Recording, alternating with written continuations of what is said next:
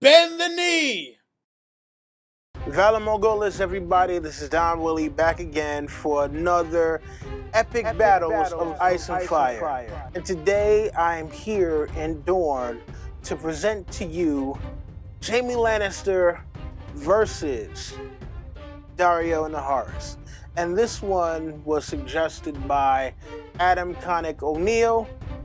And man, oh man, it's going to be a bit of a doozy. We have the man with the golden hand, but this time he's actually going to be two-handed, facing against Daenerys' champion, who is a skilled pit fighter. Now, let's take a look at both of these characters to see which one would come out on top in a one-on-one match right here in the sands of Dorne. Jaime Lannister comes in with some great strengths on his side. For one, he happens to be a feared leader in general. Two, we know he's probably the greatest swordsman on the planet when he has both hands. Three, we know he is very cunning in battle.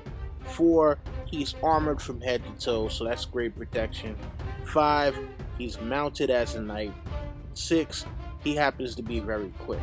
But his weaknesses are glaring. For one, he happens to use only short-range weapons, and two, the fact that he uses a conventional fighting style may not work so well against somebody like Daario. Daario comes in with some of the very same strengths as Jaime Lannister. For one, he does happen to be a leader from his time with Stormcrows. Two, we know he's a great swordsman from surviving all of those pit fights. Three, he happens to be very quick. Four, he knows how to use his short-range weapons like long-range weapons. Five, he's mounted. Six, he happens to be very cunning and is not above cheating to win. But his light armor and the fact that he does not happen to have a weapon which may rival against the longsword could be his undoing against Jaime. So when all is said and done, who does this battle go to?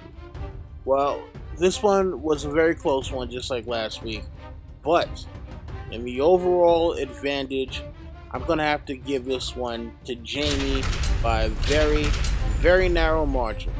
Now, Jaime Lannister probably would win in most situations, but he's going to come out with some very, very large scrapes and bruises, and he might actually be incapacitated for a very long time after this battle is over. But I do think Jaime wins at the end of it all. So, just like the Battle of the Daemons, this one was a very, very close battle. So you have Jaime, who was trying to rebuild his honor, and that could be a hindrance in terms of him fighting and putting his all into it and maybe possibly using some dirty tricks, whereas Daario doesn't really care about honor, so he's going to use all the dirty tricks possible. But slight edge goes to Jaime Lannister because of the fact that everyone knows he is one of the greatest fighters in all of Westeros and possibly the entire world during his prime when he has both hands. Man, oh man. I know a lot of people are probably going to disagree with me on this one, but come on, let's think about it. We all know that, Jaime probably would have killed Ned in the streets of King's Landing.